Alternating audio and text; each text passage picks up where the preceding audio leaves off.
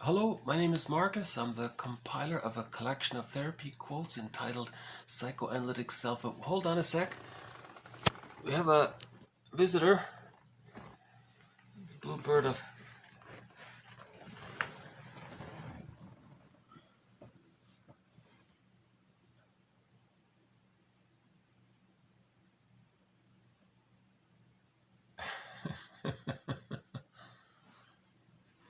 One's not enough. He's going to try. Okay, there he goes. Okay. It's nice to see the blue jay.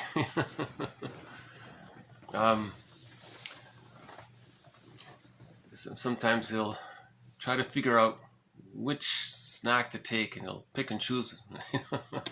Then he'll pause, and then this is part 2 of TQ 434 to 439. In part 1, we covered 434 to 438. So now we'll move on to TQ 439. 439 is somebody's sort of brief review for Otto Rank's book called The Double. She wrote, or he wrote, TQ 439.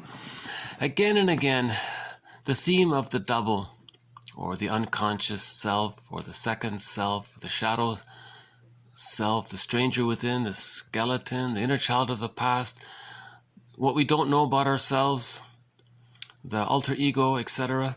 This theme of the double, this theme of what we don't know about ourselves, this theme of this second side of ourselves, the unconscious self, recurs in literature. Otto Rank seeks to make this double motif, okay, the motif of the double, the motif of the unconscious self, the motif of what we don't know about ourselves, right? He doesn't mean that there's two motifs here. Just so the motif, the psychological phenomena that there's a side to ourselves that we don't know about. The one who walks with us, who's not like us, but who is us.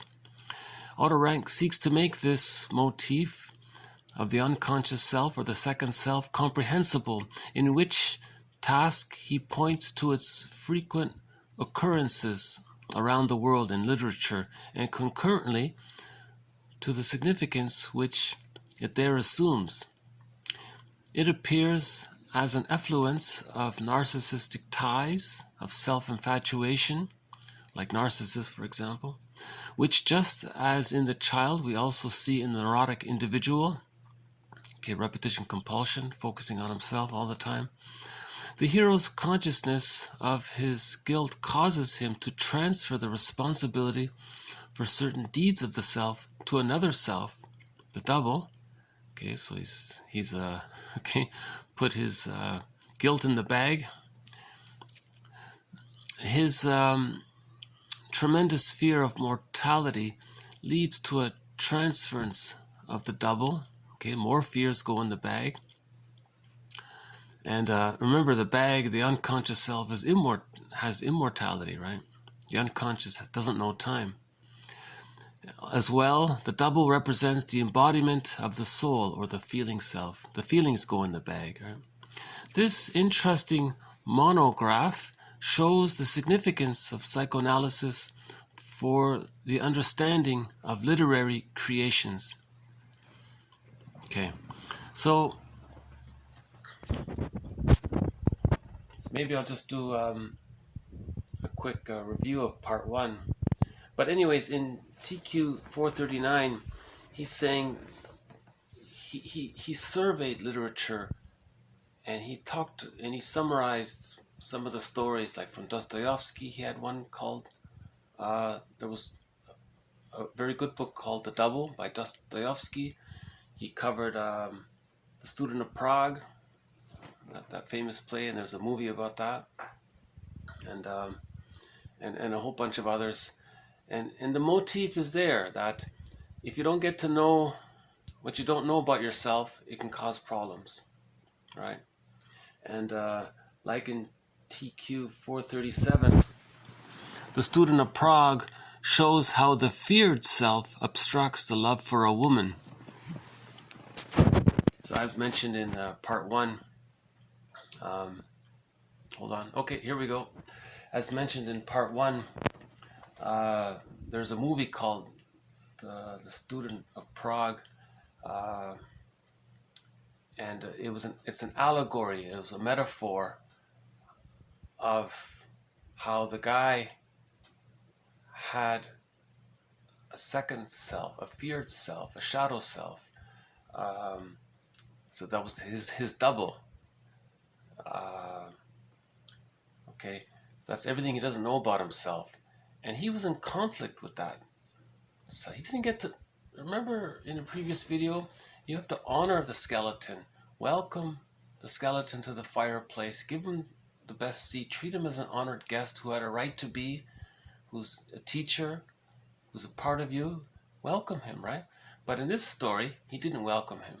He rejected him and he fought with him, and it prevented him from loving another woman. Because anytime you try to get close to a woman, this feared self, this shadow, this double character, who looks like him, but who doesn't act like him in his conscious life, interfered with his ability to have a relationship with another woman. It's a great metaphor. Like Narcissus, right? He couldn't love another woman because there was this invisible other side of him which he doesn't want to know about that interfered with it. But here in the movie, you graphically see it. So he argues with him. So the message was, the moral of the story was, when you get to know your feared self, what you don't know about yourself, then you integrate it into who you are, and it becomes an ally. It supports you, right? So this is an interesting topic. So I'll just do a quick read through here. 434 to 439. Ralph Tymms presents the double motif, the motif of the double side, the other side, as an allegorical representation or as a projection of the second self of the unconscious. Okay, so he's calling the unconscious your second self, right? Wasn't there or isn't there a coffee chain called the second cup? So you can think of it as your second, you know. So the second, so there's a second side to us, the unconscious side, right? So this unconscious self, it's a projection of our unconscious into this other person. And then we create stories and movies, allegories of this. It's not literal, it's an allegory of our unconscious. We personified the unconscious. We took everything that's in the bag that Robert Bly talks about and created a character to represent all the unconscious contents. That's you, but you don't know that it's you. The idea is to integrate that person into your life, to welcome him back in, right? Because in the bag is so much, your ability to name your feelings, the ability to know your wishes, the ability to know what you feel, the ability, the real self is in there, and the capacities of the real self are in there. So you want to welcome this person. If you don't, if you're estranged to yourself, you're going to be estranged to others. So he makes it clear that this motif, this psychological phenomena, now a literature motif, is seen in all these novels and all these plays and all these movies and so on, right? TQ 435 again. The older concept of the soul as a duality, the person and his shadow, appears in modern man in the motif of the double, assuring him on the one hand of immortality, and on the other, threateningly announcing that he won't live forever. So there's an interesting idea that in the allegories, in literature and movies, when we look at this second self, that's going to live forever. Remember the gods and in myth and fairy tale, all the characters live forever, because the unconscious doesn't know time. Everything lives forever. This is all before the age of 3, before the hippocampus comes on. The hippocampus is needed to know time. So before the hippocampus comes on, it's all in the older parts of the brain. That's the timeless world. Okay, so that's what goes in the bag. So all this material, we imagine it's timeless in the characters we create to talk about the second self. Now, when we do that, we get in touch with our fantasy of wanting to live forever because of our fear of mortality. And at the same time, we know it's a story, so we're getting in touch with the unreality of it, and we're getting in touch with the totality of the story, which means we're getting in touch with the reality of mortality, right? So it addresses both the wish and the fear, right? So there it is, the self and the shadow addresses both the wish and the fear, right? So interesting, right? The older concept of the soul as a duality. The soul was a duality of the person and the shadow. And people long ago had some superstitions. If you hurt your own shadow, it might affect you. I think there was one tribe somewhere where you weren't allowed to draw a picture of it or something, because they thought it might affect the person. So then you get into all these superstitions, and I think that relates to symbiosis. You know, if you're projecting yourself onto the image, and maybe there's that symbiotic issue there. I'm not fully sure about it, but not everyone had these ideas, but they floated around, and they were in common in all locations at all times. See, psychological patterns are universal. These motifs and psychological patterns are what we all have in common, right? Okay, and another phrase for the unconscious self, the second self, the double, is TQ 436. Wilhelm Wundt believes that the shadow soul, the alter ego, as far as we can tell, has its source in dreams and visions. So he's just saying this second self, this double side, it's comprised of the projector's projections. So his dreams, his wishes, his visions, wishes, his dreams, his hopes for himself went into the second self. So this second character is like an alter ego now. It's acting out or reimagining him doing what we wish we could have done had we not been traumatized. Or maybe it's exaggerated to compensate for what's denied. We wouldn't do what the alter ego does, but it helps us get in touch with what's inside of ourselves. The totality of the person would find balance, right? But sometimes we create the opposite to help find that balance. We need to see the two sides to reach the middle ground, the third way. The third way unites the two. The third side of the coin unites the two sides of the coin, right? That kind of thing. So it's interesting that there's another phrase for it, the shadow soul, so the unconscious self, because the feeling self is really, we often call the soul. The inner child of the past, we often say, is our soul, right? The feeling self. We mentioned the Student of Prague. Interesting movie. It's a silent movie with subtitles from the 20s.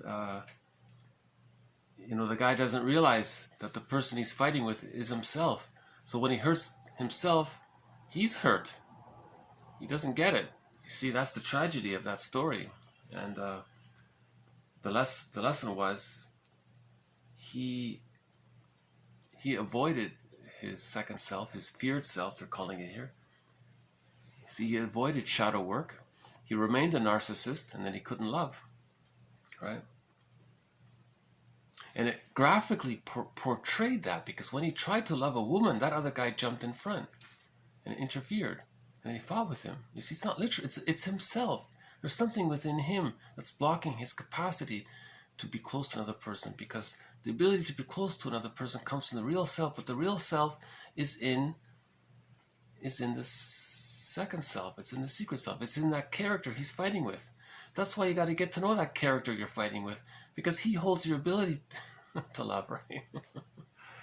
There's a lot of reflection going on.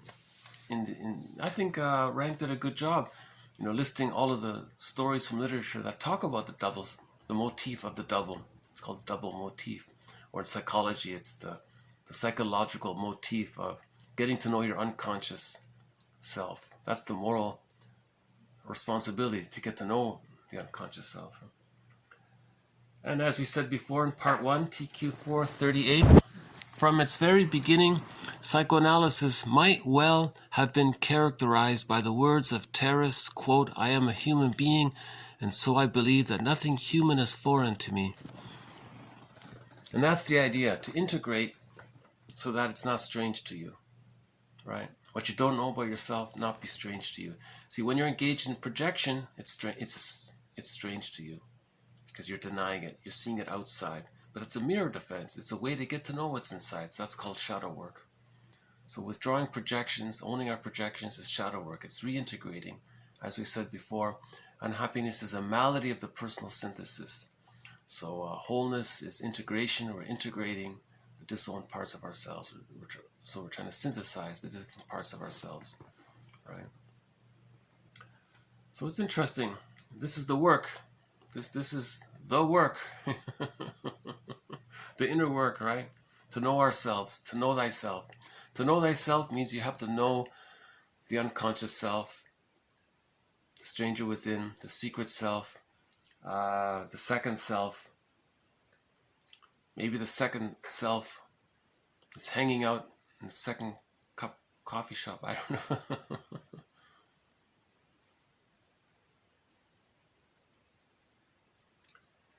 Okay, I don't want to veer off on the topic of coffee.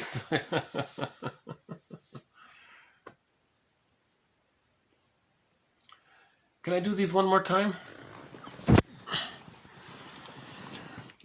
Ralph Tymms presents the double as an allegorical representation, or as a projection of the second self of the unconscious. That says it right there. Right?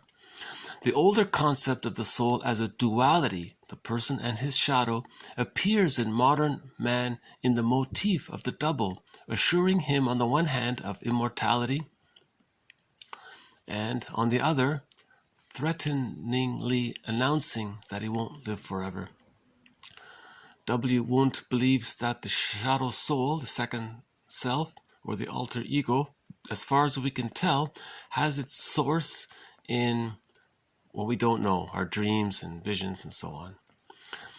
The play, the movie, The Student of Prague, shows how the feared self, the second self, if we don't get to know it and we fear it, obstructs the ability to love. From its very beginning, psychoanalysis might have well been characterized by the words of Terrace, "I am a human being, and so I believe that nothing human is foreign to me." Again and again, the theme of the double recurs in literature. Otto Rank seeks to make this double motif comprehensible, in which task he points to its frequent occurrences around the world in literature, and at the same time to the significance which it there assumes. It appears as an effluence of narcissistic ties, of self-infatuation, which, just as in the child, we also see in the neurotic individual, right? So the neurotic has to get to know his secret self. The hero's consciousness of his guilt causes him to transfer the responsibility for certain deeds of the self to another self, the double. Okay?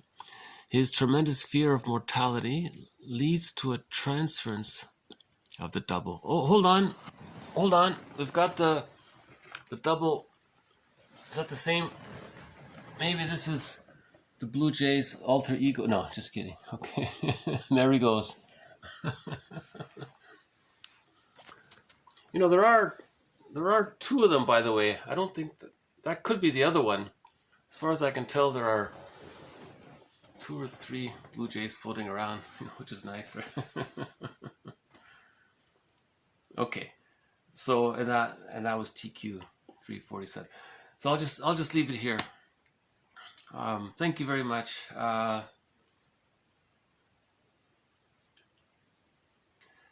So the bottom line, when we say get to know thyself, we have to get to know our conscious self, fine. We have to get to know our unconscious self. Or we can call it the double. We can call it the secret self. We can call it the second self. We can call it the inner child of the past. We can call it the feeling self that's in the bag, and everything that's in the bag that we drag behind. We can say it's the one that walks with us, who doesn't look like us, but who is us. We can call it the shadow soul, I suppose. We can call it the alter ego. And I'm sure there are other phrases for it. So whatever we refer to it, that's one of the phrases. Someone called it it. You got to get to know it. The second self, he called it the id or the it, right? That's another, yeah, that's the traditional word for it, the id. You got to get to know the id. So where id was, ego shall be. So ego shall be means get to know the id. You get to know, make the conscious conscious. The unbewusst, that's the unconscious. So we got to get to know the unbewusst, right? And so on. More to follow. Thank you very much. This has been TQ 434 to 439. Okay, bye for now.